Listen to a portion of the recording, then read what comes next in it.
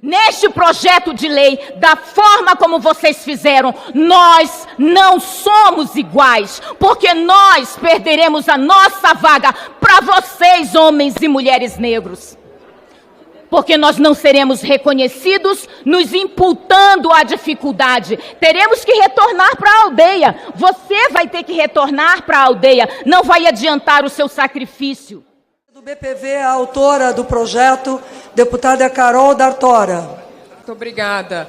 Bom, primeiro quero dizer que oriento o voto sim, né, nessa urgência, porque o PL de cotas para os serviços públicos significa uma transformação nos serviços públicos brasileiros. Significam mais representatividade, significam inclusão. Não é mais possível que a gente esteja num país onde a população desse país não se vê nos serviços públicos. E mais uma vez lembrar que os serviços públicos são educação, saúde, segurança. Quem aqui e fazer a discussão sobre esse projeto pelo viés de mérito é articular uma atualização do racismo. Porque é uma hipocrisia na sociedade brasileira a pessoa que tiver coragem de afirmar que sua vida seria mais fácil se fosse uma pessoa negra. Hoje, a gente olha para os dados e a gente percebe que as pessoas negras nos serviços públicos estão nos cargos mais baixos e nos mais baixos salários. E não ocupam espaços de liderança, não ocupam espaços de poder, não ocupam espaços de decisão. Tem dados que mostram que os conselhos de administração desse país são ocupados por mais de 90% de pessoas brancas. Então, eu oriento o voto sim para esse projeto que vai garantir eficiência efetivamente para os serviços públicos. Que uma pessoa indígena possa ser atendida por um médico indígena. Que uma pessoa quilombola possa ter um professor quilombola. Até quando a gente vai viver num país onde pessoas nunca tiveram um professor negro, por exemplo? Então, não dá mais para fazer essa discussão pelo viés de mérito. Isso é uma atualização do racismo para continuar promovendo exclusão. Então, oriento o voto sim e tenho a honra de ser relatora desse projeto que vai transformar a cara do Brasil. Muito obrigada.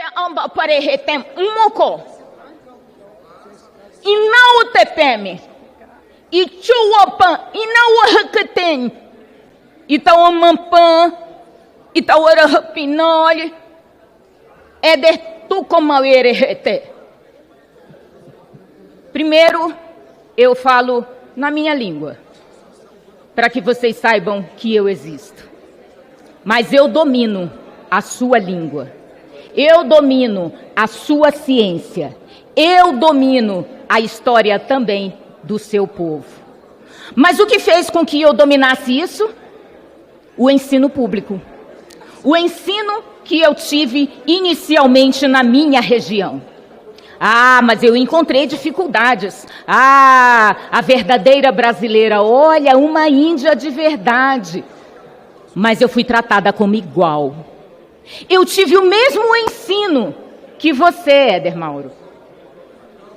No nosso norte, na Amazônia brasileira, o mesmo ensino que este outro indígena, o Coronel Crisóstomo, também teve. Nós não nos vitimamos, mesmo trazendo sobre nós um flagelo histórico.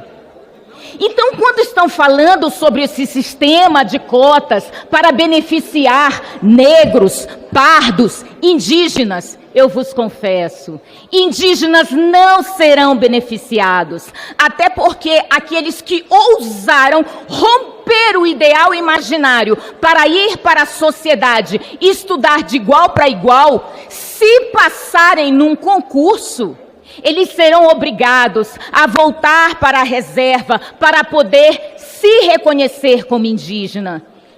Se eles não fizerem isso, eles perderão a vaga para um negro. Vocês sabiam que isso acontece? Em todos os concursos públicos. Então, neste projeto de lei, não existe a possibilidade apenas do índio se autodeclarar, como o negro se autodeclara. Nós vamos passar pelo tribunal racial para que um branco decida quem eu sou. Então não existe neste projeto de lei dessa reserva de vagas citar os indígenas, mas nós não teremos direito. Trago aqui para vocês o caso do Gilvan, um jovem indígena que passou no concurso público no Amapá e que foi exigido dele que ele voltasse para a reserva do Tumucumaque, mas ele não tinha meios para pegar um avião, pagar 60 mil reais de táxi aéreo para poder pegar uma assinatura do pajé, do cacique. Não! Nós indígenas não podemos nos auto-reconhecer como indígenas. É preciso ter o flagelo. É preciso ter que fazer cocô na água. Porque nós não temos saneamento, porque nós somos proibidos, inclusive disso. Porque precisamos ser indígenas. Não é assim? Estamos marcados pelo ideal imaginário e não somos tratados como iguais. Neste projeto de lei, da forma como vocês fizeram, nós não somos iguais, porque nós perderemos a nossa vaga para vocês, homens e mulheres negros. Porque nós não seremos reconhecidos, nos imputando a dificuldade. Teremos que retornar para a aldeia. Você vai ter que retornar para a aldeia. Não vai adiantar o seu sacrifício. Não vai adiantar. Eu perdi o meu DNA, eu perdi a minha história e o meu pertencimento quando eu ousei ter saneamento básico, quando eu ousei ter um ensino de qualidade. Quem fala é uma indígena que nunca teve cotas. Foi menina de rua, virou atleta, pagou todos os seus estudos com a força das suas próprias pernas. Tenho nível superior, sou especialista, tenho mestrado, sou formada em transporte aeromédico, sou formada em relações exteriores, sou formada em política e estratégia pela Escola Superior de Guerra, sou formada em liderança estratégica pela Escola de Comando e Estado Maior. Sou formada em relações exteriores, em defesa química, biológica, radiológica e nuclear. E eu fui mendiga no Rio de Janeiro. E ninguém me ofereceu cotas. Quem me fez vencer foi o meu propósito, de ser tratada como igual, ou de ser tão boa quanto vocês. Não apaguem a nossa história e a minha história como uma mulher da Amazônia. Dei primeiro a todos nós, povos indígenas, homens da floresta, a certeza de que teremos um ensino de qualidade igual lá na ponta. Porque o ensino que vocês dão para nós não serve para nos qualificar ou nos deixar iguais. Precisaremos o tempo inteiro de cotas, cotas, cotas e mais cotas. E não dominamos sequer, muitas das vezes, as 4 operações matemáticas. Está aqui Coronel Crisóstomo, indígena, oficial do Exército Brasileiro. Eu sou a primeira mulher indígena a ser oficial das Forças Armadas no Brasil. E não fui selecionada por sistema de cotas. Foi a meritocracia, o exercício e a força das minhas pernas que pagaram meus estudos. Fundei o primeiro serviço de fisioterapia de emergência do Brasil com formação em transporte aeromédico e DQBRN, sem sistema de cotas. A quem nós estamos defendendo?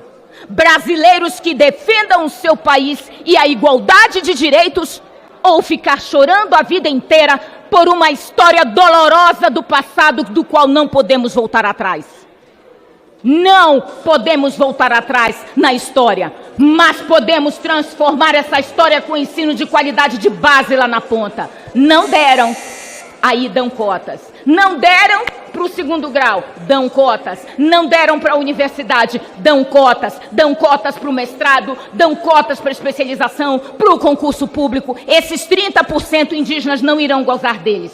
Serão negros que no final irão se beneficiar quando o indígena não tiver dinheiro para voltar lá na aldeia. Porque ele precisa primeiro da autorização do cacique, do pajé, do espírito da floresta para poder ser ele mesmo. Negros não precisam voltar para a África para poder serem eles mesmos. Nós precisamos voltar para a aldeia. Não há justiça neste projeto de lei. Obrigada.